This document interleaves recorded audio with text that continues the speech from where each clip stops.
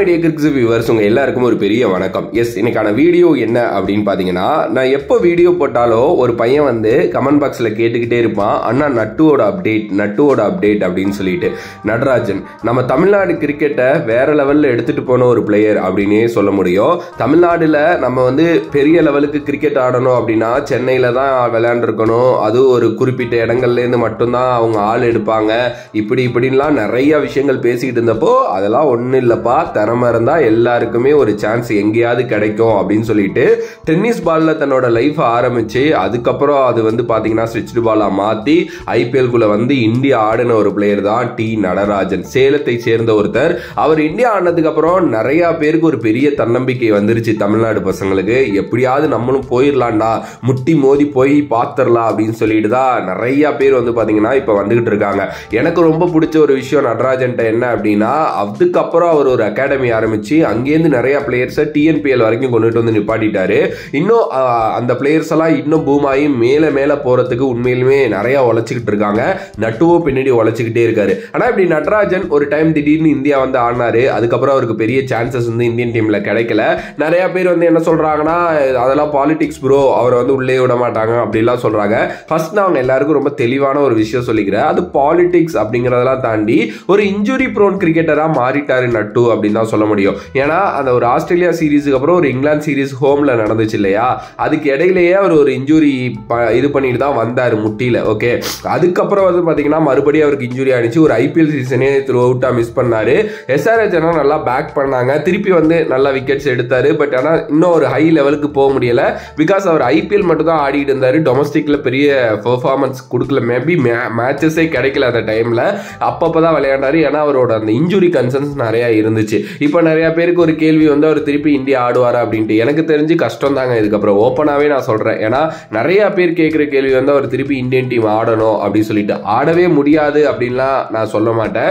ஏன்னா நிறைய பேர் கம்பேக் கொடுத்துருக்காங்க அவரோட ஏஜை தாண்டி கூட. நான் அதெல்லாம் சொல்ல மாட்டேன். இப்போ வருண் சக்கரவர்த்தியை கூட நீங்க எடுத்துக்கோங்க, சிமிலர் ஏஜஸ் தான் அவங்க ரெண்டு பேருக்கும். ஆனால் இப்போ அவர் கம்பேக் கொடுத்து சூப்பரா இப்போ ஒரு சூப்பர் ஸ்டார் பிளேயரா இருக்காரு இல்லையா, திருப்பி வரலாம். ஒரு எக்ஸ்ட்ரானரியான பெர்ஃபார்மன்ஸ் கொடுக்குறாரு நட்டு அப்படின்னா இந்தியன் டீம் பக்கம் திருப்பி வரலாம்.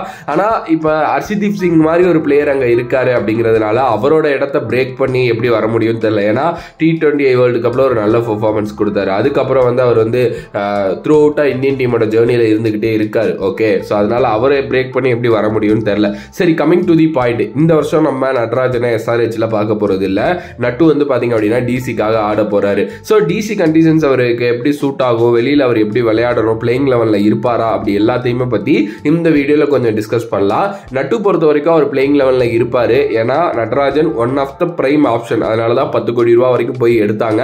அண்ட் ஹேமந்த் பதானி அங்க இருக்கிறாரு அப்படிங்கிறதுனால கண்டிப்பா விட்டு கொடுத்துட மாட்டாரு. அவர் ஸ்ட்ரெயிட்டாவே நம்மளால வந்து லெவல்ல விளையாட வைப்பாரு. ஸோ நட்டு வந்து டெல்லி பிச்சர்ஸ்ல வந்து பாத்தீங்க அப்படின்னா அவர் கண்டிப்பா நல்லா போட்டுதான் ஆகணும். ஏன்னா அது ரொம்ப ரொம்ப சின்ன கிரவுண்டுங்க, ஈஸியா வந்து பாத்தீங்கன்னா சிக்ஸஸ் கிளியர் பண்ண முடியும். மேபி ஹை ஸ்கோர்ஸ் போறதுக்கு நிறைய சான்சஸ் இருக்கு. பொதுவாக வந்து கிரிக்கெட் பொறுத்த வரைக்குங்க, இப்போ நீங்கள் ஒரு சேப்பாக் மாதிரி கண்டிஷனில் ஒரு பிளேயர் வந்து 4 ஓவர் போட்டு 20 ரன் கொடுத்து ஒரு 2 விக்கெட் எடுக்கிறதுக்கும், அதே நீங்கள் இப்போ டெல்லி மாதிரி ஆர்சிபியோட அந்த சின்னசாமி மாதிரி கிரவுண்டில் 4 ஓவர் போட்டு 40 ரன் கொடுத்து 2 விக்கெட்டோ 1 விக்கெட்டோ எடுக்கிறதுக்கும் பெரிய டிஃப்ரென்ஸ் இல்லை. ஏன்னா ரெண்டுமே வேற கிரவுண்ட்ஸு, ரெண்டுமே வேற கண்டிஷன்ஸ். ஓகே, ஸோ அதை வந்து நம்ம எப்போவுமே பார்க்க மாட்டோம். காமனாக எல்லாருக்கும் எக்கனாமி அப்படின்னு சொல்லிட்டு ஒன்று வச்சிடறாங்க கிரிக்கெட்டில்.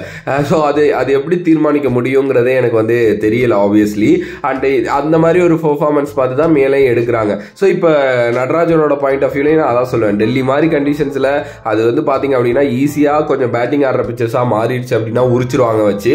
பட் ஆனால் நட்டு எனக்கு தெரிஞ்சு இந்த வாட்டி நிறைய ஒர்க் பண்ணியிருக்கிறதா நான் கொஞ்சம் கேள்விப்பட்டேன். நிறைய புது பால்ஸ் வந்து பாத்தீங்க அப்படின்னா அவர் வந்து போட போறாருன்னு நினைக்கிறேன். ஏன்னா எப்பவுமே நடராஜனை யாக்கர் நடராஜன் சொல்லி தான் நம்ம பழகணும். அவ்வளவு பெர்ஃபெக்டா யாக்கர் டெலிவர் பண்ணக்கூடிய ஒருத்தர். ஈவன் தான் அவர் பண்ண டைம்ல பும்ரா கூட, அந்த பும்ரா இப்போ மாறிட்டார் ரொம்ப, அப்போ வந்து பும்ராவோட சூப்பரா யாக்கர்ஸ் போடுறாருன்னா ஒரு இது அனாலிசிஸ் ஒன்று பண்ணி சொன்னாங்க. ஓகே, பட் அதுக்கப்புறம் அவர் நிறைய கட்டர்ஸ்ல ஒர்க் பண்ணாரு. அதை நீங்க எத்தனை பேர் பார்த்துருப்பீங்க அப்படின்னு தெரியல.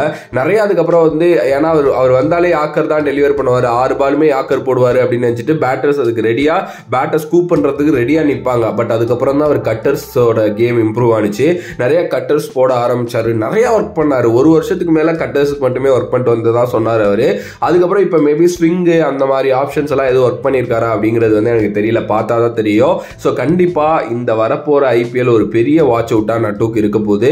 ஏன்னா ஒரு ஃபாஸ்ட் பவுலராக ரொம்ப சக்ஸஸ்ஃபுல்லாக இருக்கிறது அப்படிங்கிறதெல்லாம் ரொம்ப கஷ்டங்க. நீங்கள் அவங்க ஹிஸ்ட்ரியில் எடுத்து பாருங்கள், எத்தனை ஃபாஸ்ட் பவுலர்ஸோட பேர் நமக்கு பெருசாக இவங்களாம் வேற லெவல் சக்ஸஸில் இருந்தாங்கன்ட்டு சொல்ல முடியும்.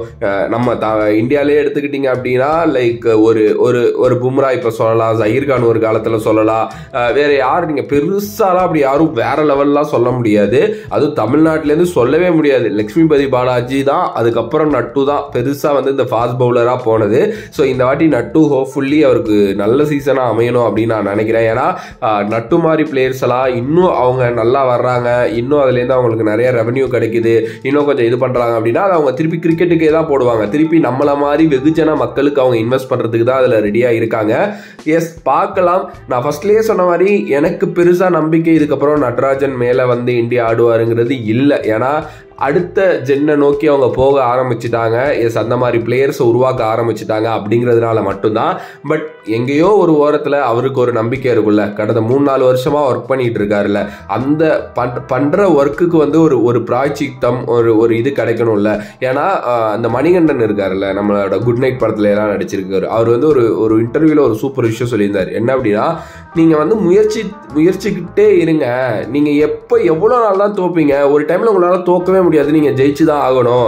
ஏன்னா வேற வழியே கிடையாது, நீங்க ஜெயிச்சு தான் ஆகணும். நீங்க கொண்டு போய் உங்களோட அந்த முயற்சிகளை வெற்றியில விட்டுரும் அப்படின்னு வந்து அவர் சொல்லியிருப்பாரு. அது ரொம்ப கரெக்டான வார்த்தை. அதுதான் நானும் சொல்றேன். நட்டு நிறைய உழைச்சிக்கிட்டு இருக்காரு. என் ஃப்ரெண்டு ஒரு பையன் சேலம்ல இருக்கான். எஸ், அந்த அகாடமில இருக்கான் அவன். ஓகே, அவன்கிட்ட நான் நிறைய விஷயங்கள் கேட்பேன். அப்போ அவன் சொல்ற சில விஷயங்கள்லாம் பாக்குறப்போ நான் ரொம்ப ரொம்ப ரொம்ப அதிர்ந்து போவேன். ஏன்னா மனுஷன் எப்பெல்லாம் ஃப்ரீயா அங்க இருக்கானோ அப்ப எல்லாமே சின்ன சின்ன பசங்களை ட்ரெயின் பண்றது, நிறைய நெட்ஸ்ல பவுலிங் போடுறது, ஏதாவது புதுசா ட்ரை பண்றது, அண்ட் அடுத்து வேற பசங்களை யாரை உருவாக்கலாம், அவங்க யார் நல்ல கிரிக்கெட்டர்ஸ் அப்படின்னு பாக்குறது, நிறைய டோர்னமெண்ட்ஸ் நடத்துறது, ஃபுல் டைம் கிரிக்கெட்னு தான் அவர் இருக்காரு.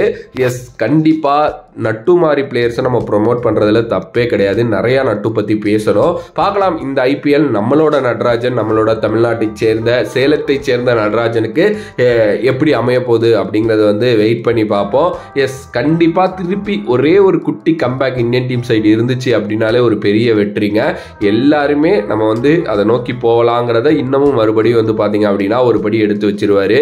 ஈவன் நட்டுவோட படம் கூட வரப்போதான் சிவகார்த்திகேயன் நடிக்க போறாருங்கிறதெல்லாம் கேள்விப்பட்டோம். இன்னமும் அந்த படத்துக்கான கதையே ஒரு இன்கம்ப்ளீட்டா தான் இருக்கும். நட்டு எங்க முடிக்கிறாரோ அப்பதான் அங்க முடியும். பார்க்கலாங்க, வெயிட் பண்ணி. ஓகே, ஸோ உங்களோட கருத்து நடராஜன் பத்தியும் அவர் திருப்பி இந்த ஐபிஎல் எப்படி ஆடுவாருங்கிறத பத்தியும் ஒரு மறக்காம கமெண்ட் பாக்ஸ்ல கமெண்ட் பண்ணுங்க. இந்த வீடியோ பிடிச்சிருந்தா லைக் பண்ணுங்க, ஷேர் பண்ணுங்க, மறக்காம நம்மளோட கிரிக்ஸிப் சேனலை சப்ஸ்கிரைப் பண்ணுங்க. டெல்லியும் நல்ல டீமா இருக்காங்க. To watch out Natarajan and all the best bro.